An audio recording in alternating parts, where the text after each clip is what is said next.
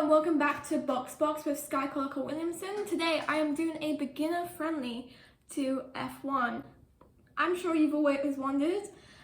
You want to know what the hype is around F1. Obviously everyone knows the key aspects of football. Maybe you don't 100% know what offside rule is, but you get the general rules. Today I'm going to be doing a similar thing.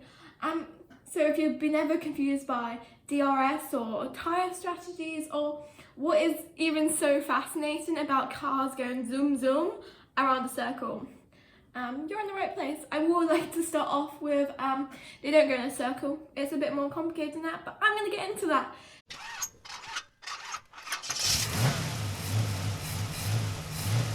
The tight, tiny streets of Monaco to extremely wet conditions of Brazil to the circuits when the sun comes down and speed comes up in Abu Dhabi. Welcome to Formula One.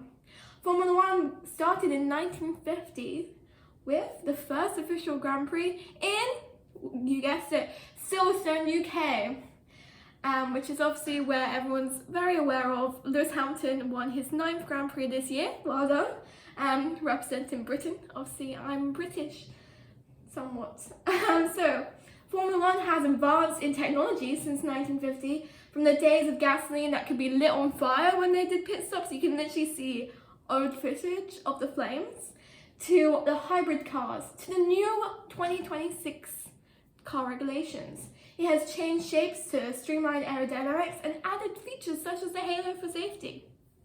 The iconic teams like Ferrari, McLaren, Mercedes shape and reshape the sport every single year, with new teams joining. I will be doing another episode on the entirety of the changing of names of teams, because it can get very confusing when I say like Renault, like it doesn't make sense unless you know the history. Obviously McLaren, Mercedes, Ferrari, they have stayed the same throughout the entirety, with like some minor name changes, but they stay the same. And you may have also heard names of Senna, Michael Schumacher, and our favourite Lewis Hamilton, who is the only current driver out of the three, obviously, 7 world champion. And I get this question quite a lot. I think obviously Formula One in its roots is a European sport, and I think I get it mainly from Americans. Obviously Formula One has been bought by Liberty Media in 2017, I want to say, maybe it was I was something like 2017. They were bought then, which is an American company, and since then we have grown to 3 different US Grand Prix. But before then, Formula One wasn't really an American sport, it was European, and it's grown into a global sport. So what is the difference between like the American leagues like NASCAR and IndyCar? Well, one, the cars. The cars are a massive difference. I don't know if you've seen the cars. Obviously, Formula One is much more about the engineering of aerodynamics than it is anything else. F1 cars are so highly customized with the advanced aerodynamics that they change every single year, with twisting tracks. Like the tracks are like, they're not circles. Everyone seems to have this idea that they're circles. They're not. Some have lots of straights and others have lots of curves. And others, such known as Baku, have such tight corners that there's literally a crash every single year. While obviously NASCAR and Indy cars don't focus on the high downforce and open wheel cars, they look much more like the average person car that you could buy. And they are American. I think NASCAR is more known than IndyCar. Obviously, that's not to say they don't intertwine. Lots of Formula One drivers end up in IndyCar and NASCAR, such as Logan Sargent. Obviously, he is American, so that was more likely. Obviously, Formula One gets very confused with Formula E. They are separate things. Formula E is fully electric. Over the years, Formula One has become more electric, and now they have hybrid cars. In 2026, this will change slightly more to electric, it's to do with how environmentally friendly they want to be, but that's also up to the individual car teams. Formula E it's more typical of the actual circles. Obviously, I could get into the entirety of what Formula E is. It's very different to Formula One. Formula One is definitely more, you might have heard of Formula 2, Formula 3, Formula 4, and Formula 1 Academy. They are inside the umbrella of Formula One. Formula E isn't. Like, you don't drive for Formula E and then become a Formula One driver. You drive for F2 and then you become a that's like, it's the stages. Obviously people skip stages, like the newest arrival of Kimi, he skipped F3 and went straight to F2. He's only done a year in F2 and now he's going to F1 for Mercedes. So there are exceptions. Obviously this is, the older drivers did not have this much of a barrier, but as the sport becomes more popular, it becomes an issue. So Formula 4 is very complicated. So Formula 2 is like a whole global league. Formula 4 is a league within each country, which is how it gets very confusing. And then Formula 1 Academy is the all-girls sport. Yeah, you have to be a woman to be in F1 Academy, but sometimes you end up in F4 and F3. It's not really likely. It's still a barrier. There's still so many barriers that women in motorsports need to overcome. If you ask me, Skye, has there ever been a female in F1? There has been. A female driver even scored, and this is going to sound stupid, half a point. The point system now is very different to what it used to be, which is when people compare Sebastian Vettel and Lewis Hamilton to the current day drivers, this is when it gets lost in translation. There's a very famous moment, I think in, it's not Drive to Survive, it's like one of those questionnaires, and Lando Norris is like, oh, Vettel needs to focus on driving. Point systems were different, which is why, even though like the points were different, Lewis Hamilton still has like super high points for a rookie, but they are different, and that's okay. Things change. And anyway, Formula 1 has gained a massive international attention, partly due to Netflix Drive to Survive in 2020. So while other sports in 2020 obviously shut down quite a lot, Formula 1 focused on developing its social media, its network, its whole like presence. You download an app and you could like pretend you were at a Grand Prix, and they even have sim car races and sim leagues. It's become such like a techie place, to be honest, which means there's so much more fan involvement, which is why it's obviously gotten popular. Obviously there is like a partial exclusion between Drive to Survive fans and then the original fans.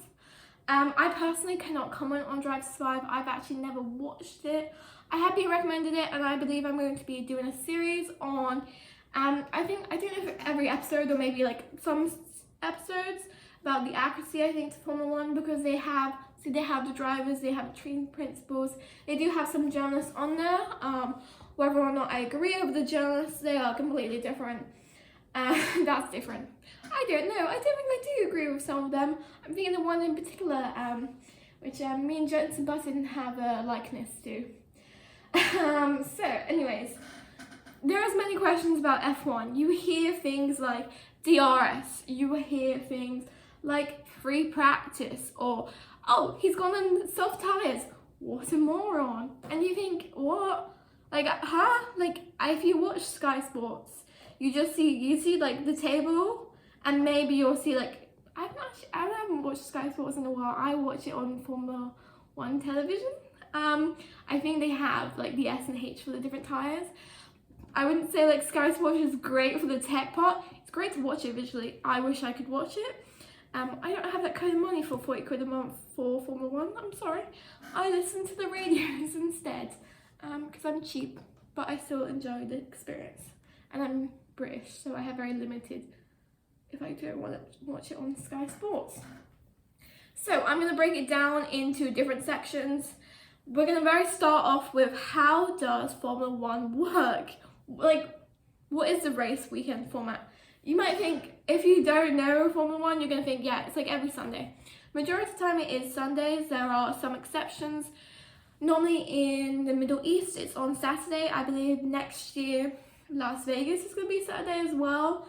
It's mainly due to, it's normally political reasons, if it's on a Saturday, or unless it's a sprint race. We're getting to sprint races. Okay, so Friday, it's the first part of race weekend. Fridays are the free practice sessions. You'll probably see them on tables as FP1 and FP2. The drivers get a feel for the track. It's very useful for the 6 rookies we're going to have this year, and also for tracks that have been out of use for a few years.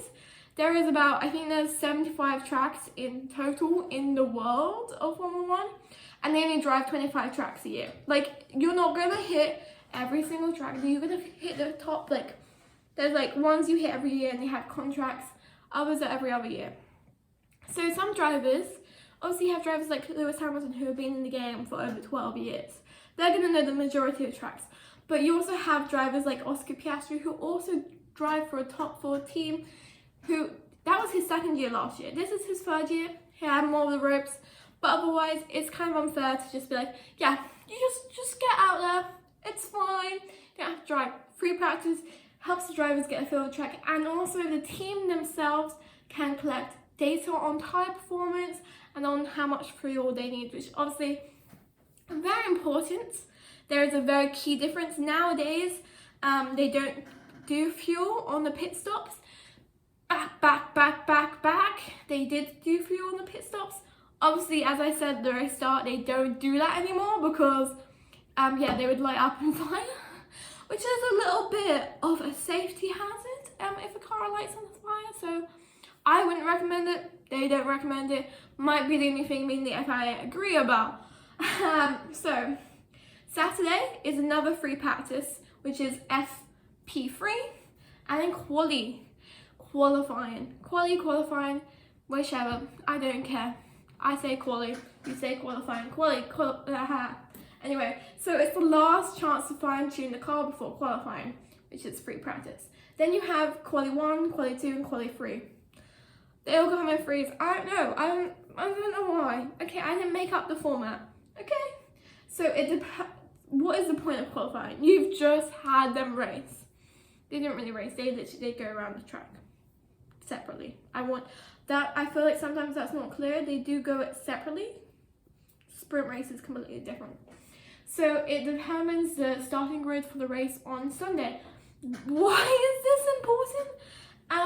Well, gee, if you want a shot at first place, you might want to qualify first. There have been like some suggestions for a reverse grid, which I agree with Lewis Hamilton. Silly idea. However, I kind of wish they did it like maybe like as a joke. They could just do it once on like a super easy track. A super easy track is not coming to mind. But they should do it. Maybe you should do it in Australia. That'd be funny. I think they should. Anyway, so qualifying 1, what is it? So all drivers set lap times and the slowest 5 are eliminated. They will be in P20 to, this one I need to count, P15. And then quali 2, the remaining 15 drivers go again. They set the lap time and another 5 are eliminated, which makes P15 to P10. The third quali, the final 10 battle for pole position. That might be what you know as pole position. Which the first lap obviously earns pole position, known as P1. Why is it called pole position? Because you're on the pole. Duh. I'm joking. I assume that's why. Or P1. I don't think I've ever heard someone call it P1. They do want like all the data and stuff, but no, pole position. You want pole position. Okay, you want to start first, and you want to finish first. Does this happen? I don't know. Arsene Norris, he's gonna say it's not possible to finish lap 1 on pole position. Other drivers would disagree, but they're not here. Qualifying is quite interesting. I don't normally watch qualifying. I watch the data for qualifying because I think it's interesting. I don't really watch it because I have Sky Sports. Okay, and I just have to listen to the radio. It's more fun to get on with my day. I also work on Saturdays, boo. So I just look at the data. I'm gonna be honest, I'd say 95% of Formula 1 fans only watch the Grand Prix on Sunday. 95%.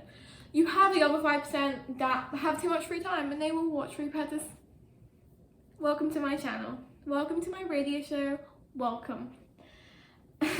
So, Sunday. Formula 1 Sunday. It's race day. It happens at no particular time. Obviously, as I said, Formula 1 is a global sport.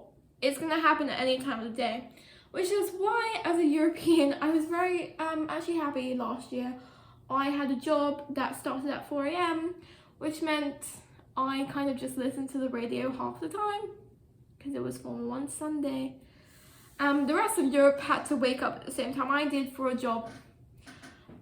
Is it worth waking up at 5 a.m? Sometimes, no.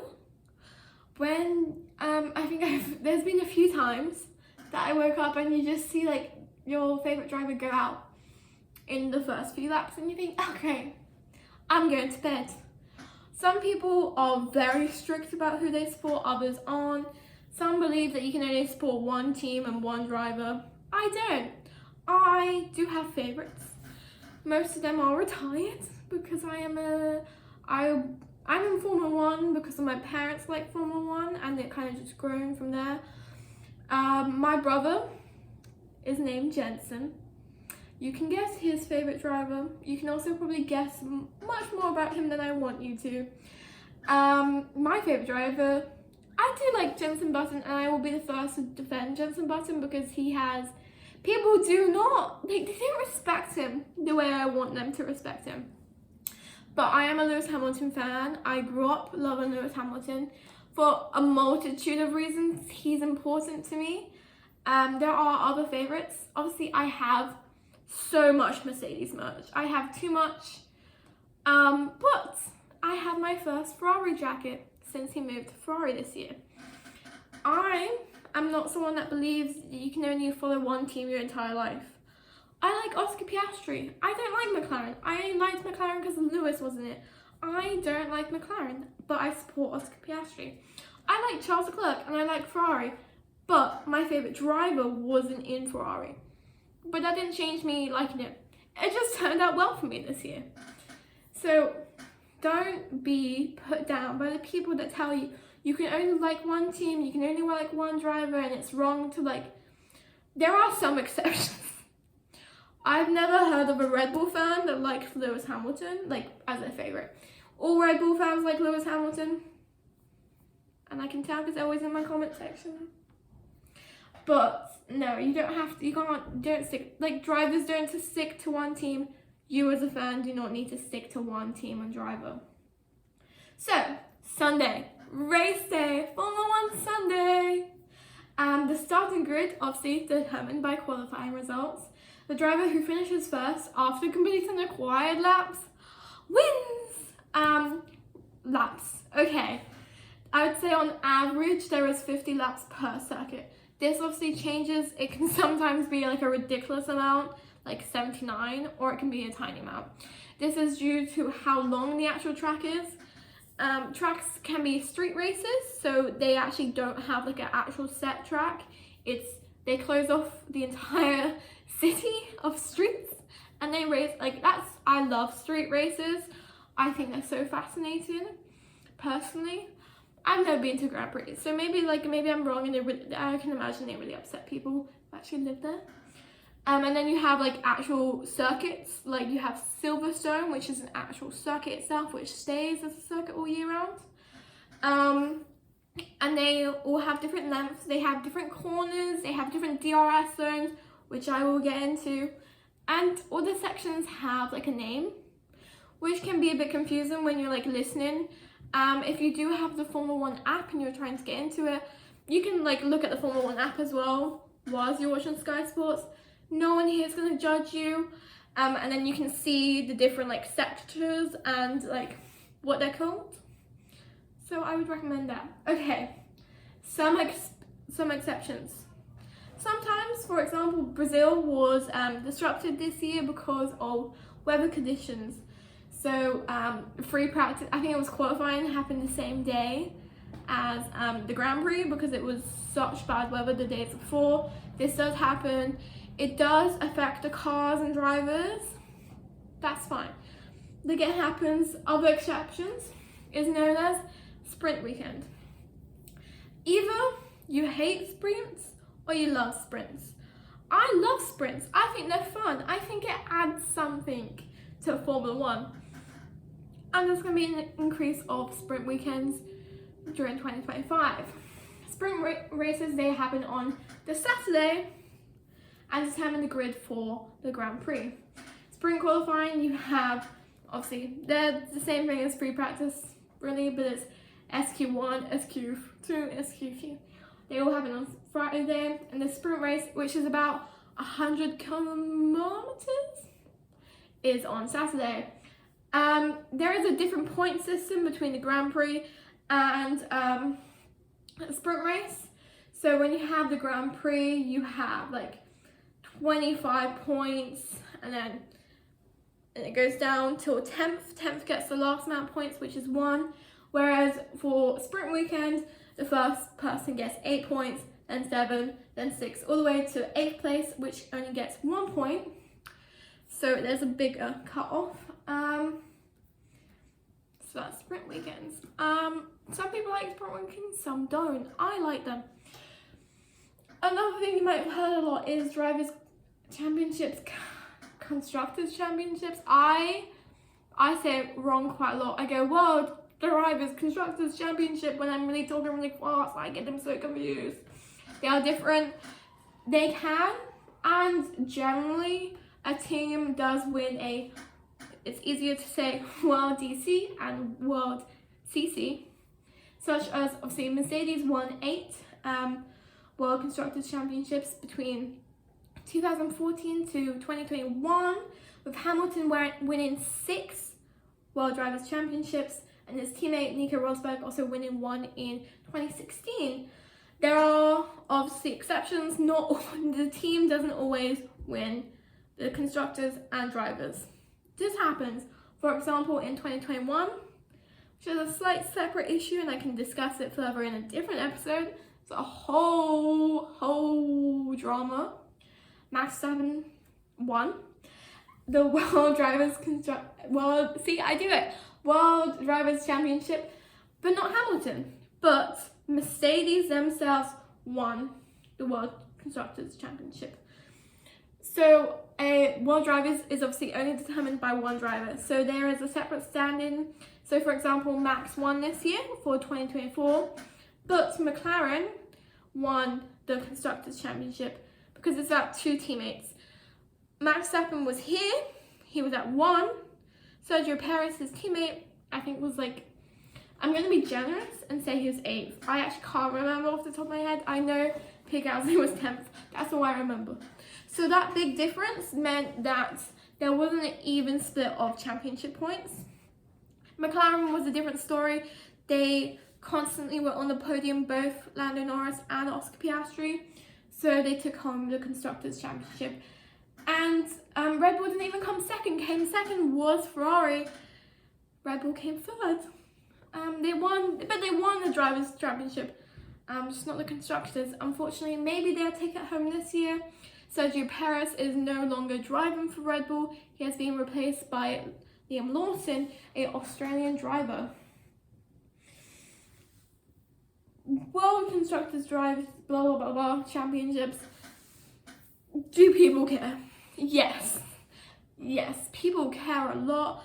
This is what I mean. You can have 2 separate ones because they're 2 separate championships. Like, I wanted Lewis Hamilton. I always want Lewis Hamilton to win World Drivers' Championship. But in my heart, I want Ferrari to get a Constructors. And it happens. They can happen at the same time. They don't. Most of the time they don't. But it can happen. So when you're in discussion, you'll hear things like tyre degradation, tyre management.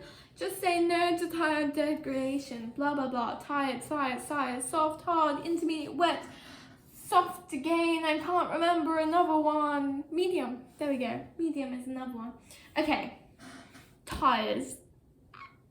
They might not be the most glamorous part of F1. You have some good parts of F1, such as the pep walks where everyone comes in with like their stylish, I say stylish, we're talking about George Russell and Lewis Hamilton and Joe, who isn't even a driver this year, which is very upsetting. A lot of drivers just come in their Formula 1 kit, which is fine. You have the glitz and glam of Formula 1, the champagne, everything. Rolex, which don't sponsor this year. I think it's Louis Vuitton sponsoring this year instead. And then you have tyres. Okay, tyres are very important. Okay, as Luigi, right, from Cars would tell you, tyres are important. They can determine the outcome. You might think I'm ridiculous, you're thinking, Skye, what? Okay, cars? This is about cars. You know that, right? This is about cars. Not the film. But it is. We love cars. Cars 2 in particular, which has an F1 car in. Okay. Let me give you an example that it's not so boring. In 2020, at Silverstone Grand Prix, which I've already told you in 1950 was the first one ever, both Lewis Hamilton and Valtteri Bottas had tyre blowouts. Like they had lost the tyre. Like it just gone. There's no air in the tyre, nothing. Due to the extreme tyre degradation on the track. And yet, Lewis Hamilton won the race on free wheels. Free wheels. You can see in the clip, right? You have Lewis Hamilton. His tyre has been blown out. He is pushing that car down the circuit. He only has like this tiny bit to go. And you see Max Verstappen right behind him, who has a full set of tyres. And Lewis Hamilton's on free. And what happened? Lewis Hamilton won the 2020 Silverstone Grand Prix. He also won a World Drivers' Championship, which you already know because I told you, and so did Mercedes. Say, well done, I'm so proud of your knowledge, everyone. Okay, so, why did teams change tyres? Tyre wear. Due to heat and friction, tyres lose grip over time, which obviously, when you're going at 200 miles per hour, that's a big problem. I remember, like, there's this clip that's like 5 seconds of darkness every time you blink.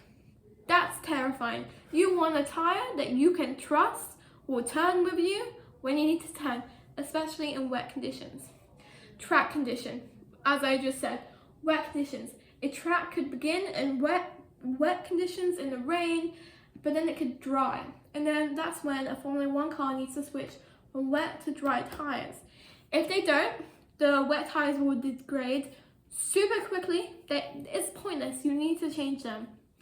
Obviously, this is when bad calls can be made both by the driver and the team. The team can think, oh, look at the sky. The rain's about to stop. We will call him in for a pit stop and he will change. And the next minute it's raining. You're going to have to pit stop again. You lose time every single time you pit stop. Pit stops can be about 2 to 3 seconds. But this season there have been some exceptions. State Sauber have had some pit stops that have been 10 seconds. You want a quick pit stop. Pit stops matter so much. Anyway, another reason is race strategy. Some may want to push really hard on the soft tyres, and while others want to, like, as I said, tyre management and conserve that with harder tyres. It depends on if you're an aggressive race driver or you're just like, yeah, it depends who you are. There are some drivers that will do that and others that just won't take the risk. And it's both a driver and a team's decision. I think you can definitely tell different dynamics. Especially, for example, I remember watching Silverstone this year. Both Max Verstappen and Lewis Hamilton and Fernando Alonso, they're like, no, I'm not changing the tyres to this. I want these tyres. When their strategists and team principals were like, we're going to change it to this, they were like, no. They gave some suggestions to people. A lot of drivers took it who are younger. Some drivers, they did the wrong decision, like Lando Norris. He was given 2 tyre options. One, which would mean that he would chase down Lewis Hamilton, who was winning, or another which he chases down Max Verstappen and he protects himself from Max Verstappen. He's ambitious, he's young, he chose wrong. He chose the tyres to take Lewis Hamilton down, and then he lost the position to Max Verstappen. And he came third. He still came third at his home race, but there's an equal call between drivers and strategists. It just depends on their relationships and how much the driver believes in them and their ability to judge weather conditions and judge their tyre management. Another famous example is George Russell at Belgium. He did a one pit stop strategy because he managed his tyres. He looked at his tyres, he's thinking, I don't need to change tyres. I'm good. I can get across this finish line without losing time in the pit stop. That goes on. He did get disqualified because his car was too light. The fact his car was too light could have been due to the fact that the tyres had so much degradation. They had lost so much weight on it. It's a possibility. I think that's what it was agreed upon. But things happen. What did I just say? Pit stop strategy. Okay, F1 requires drivers to use at least 2 different dry tyre components in the race, unless obviously wet tyres are used because it's raining. So pit stops, they're important to the race. You can lose so many seconds in a pit stop, but not only that, you don't want a driver to get in front of you because you messed up a pit stop. Okay, so you have undercut. Undercuts are pitting earlier to gain time whilst others stay out on worn tyres, and they're going to lose time because their tyres are degradation. You're going to then go out, you're going to have new fresh tyres, you're going to overtake them easier because you're faster. Or you have an overcut, which means you're staying out longer to build a time gap between you and the person who's just pitted behind you. Both strategies can work. It really depends on the entire situation, and the drivers make the call as well as the teams. Like I said, with younger drivers, it tends to be the teams. That doesn't mean they don't have a say. So you have a 1 pit stop strategy, or you have 2 pit stop strategies. 1, you go once. It's typically you start on mediums and then you switch to hards, which is obviously less time in the pit. 2 stop strategy is you typically start on softs and then switch to mediums and then finish back on softs. It means you have faster pace in the actual Grand Prix. However, you could risk losing more times in the pit than you really want to. Why does this make a massive difference? Okay, you're in the pit. You're not the only driver. There's 20 cars out on the Grand Prix. You think they're not pitting as well? There could be 5 cars. I hope there's not 5 cars pitting, but there could be because tyres aren't the only thing people pit for. Sometimes people have minor damage in their pit just to see if they can fix it. If they can't fix it, they'll retire the car. Most likely they'll do what they can and fix it. This isn't NASCAR or IndyCar. They don't slap tape on it and move on. There are mechanics and engineers there that do proper things and proper work. I'm not saying NASCAR, IndyCar don't. They're that's a much rougher sport. Fair enough. I'm not judging. I just watch Formula 1. So I've just seen clips of the tape. I did see the Williams have that, but that was a whole other poor Williams, to be honest. They really lost a lot of money last year. So also you can be overtaken when you come out. You don't want to come out. I can imagine the worst thing is coming out and being okay, there's Max Verstappen. He's coming near the pits as soon as I'm trying to come out. I wonder how this is gonna go. You don't want that. You want to make sure you're gonna be okay when you come out. You could also get jammed at the pit stop. There could be other people in front of you. Obviously, this doesn't happen. Your teammate also needs to pit stop. Some teams go for a 1-2 and they take them both at the same time. Boom. Others, obviously, they're gonna take them out separately. The most famous example is Mercedes. Mercedes twice. They've done it more than twice, but my famous examples is with Bottas and Hamilton. They both took them at the same time. They were worried that they were going to lose time. They didn't. Boom, smash. They did it in Silverstone this year as well. Out the front was George Russell, Lewis Hamilton, Oscar Piastri and Lando Norris. McLaren decided to take Lando Norris and leave Oscar Piastri out on the Grand Prix. Mercedes said no, we're going to take both our drivers at the same time. We're prioritizing both. They took both. It's a risk because maybe a pit stop goes wrong and then you've got 2 cars for your team that are lagged behind. It can go wrong. It didn't. Mercedes is a great team sometimes. I know I've said differently a few times in my life, but they can be a good team. They make a big difference. Another example of an undercut, because I like giving examples. I like teaching you guys a real world example. Undercut, which is a famous controversy, is Hungary 2024. McLaren pit stops Lando Norris at the same time as Lewis Hamilton was pit stopping, so to protect the podium. If they pitted later, that means that, like, Lewis will be on fresh tyres. He can overtake them. He's going to overtake them and you're done for. So, logically, Oscar Piastri was first. He should be pit stopped first, right? He should. That's generally how it goes. He wasn't because they wanted to cover Hamilton.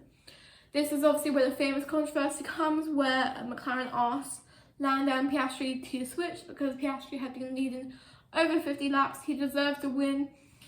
Lando didn't want to give it to him because he was in first, but it was purely generally just because of the pit stop. So he gave it back, and it was a very awkward maiden win. Maiden wins just mean first win. It's not that difficult. It's fine, don't worry. Some people never get a maiden win. Maiden win's a big deal. You want to win your first Grand Prix. Dry tyres, or known as slick tyres, they're used in dry conditions. The softer the tyre, the faster it is. However, the quicker it runs out. Also referred to soft, medium and hard tyres.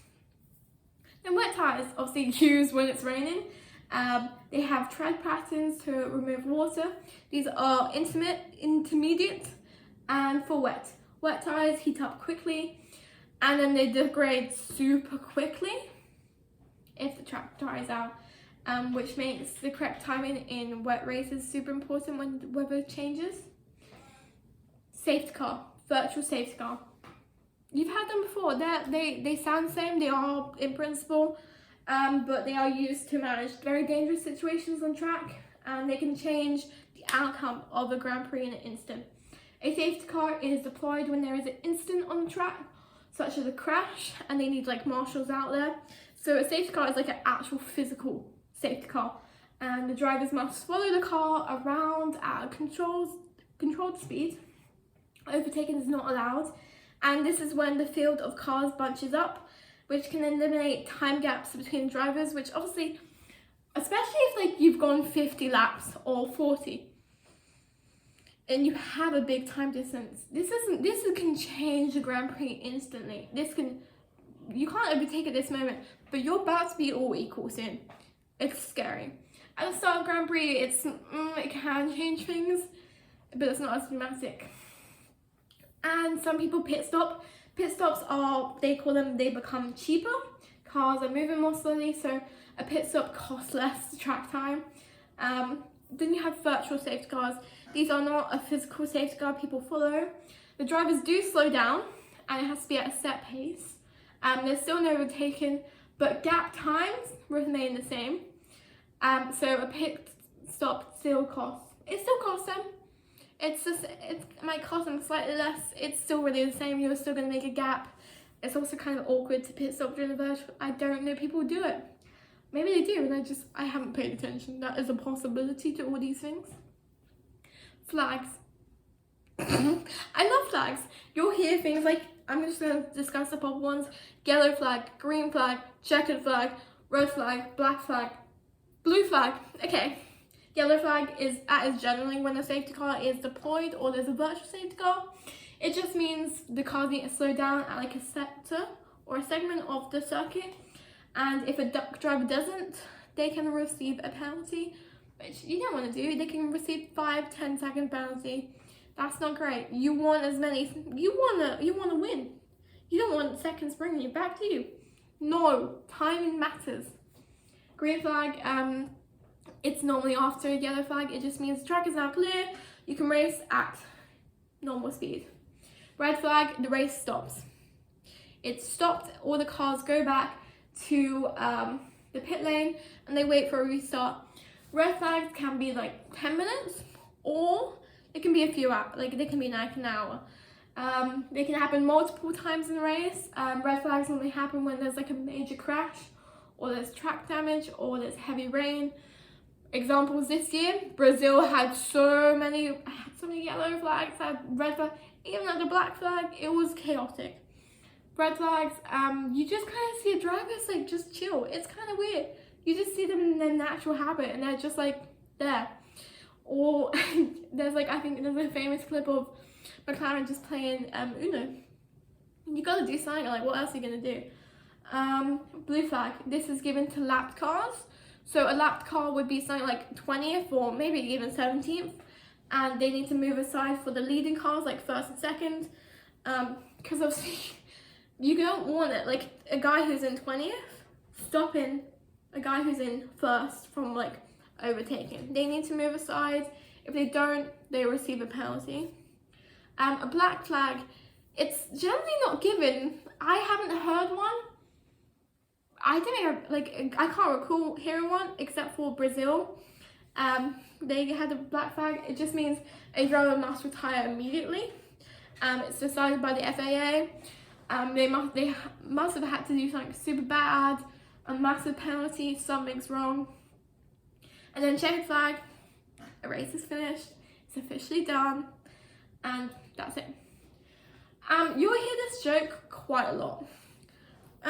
Mainly if you are, like me, a woman, you'll hear, oh, what's DRS?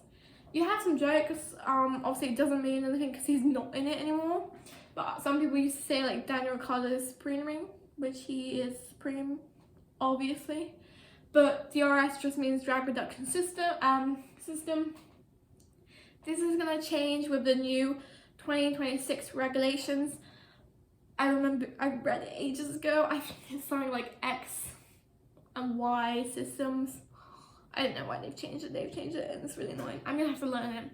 But that's a next year problem. That's not a problem right now. DRS, drag reduction system. It's to do with aerodynamics. So it's a tool that drivers can use. So it opens like the flap of the rear wing, which obviously reduces drag and increases speed. DRS can only be activated in designated DRS zones and can only be used if the driver is within 1 second of the car ahead. Obviously, when DRS is activated, the car generally overtakes. The car can also not overtake. It does happen, like a car can be a really good defender. Some cars really wait. They're like really near each other and just kind of waiting for DRS. You might have also heard of mini DRS. I imagine this season we'll hear more mini DRS. It's not like physically a mini DRS. It's to do with the aerodynamics of the new McLaren car with aeroelasticity. Basically, the McLaren made a car for the wings that it can it just shuts, which obviously means it reduces drag and increases speed, which is all you want in Formula 1. You want the faster you can go, the faster you win. Is DRS important to know? Yes and no. It's not like as physically as important as the other things. Like they matter. DRS just like happens all the time. You'll see activated DRS all the time, like underneath the screen. Once you know it's drag reduction system, do you need to know much more else? No.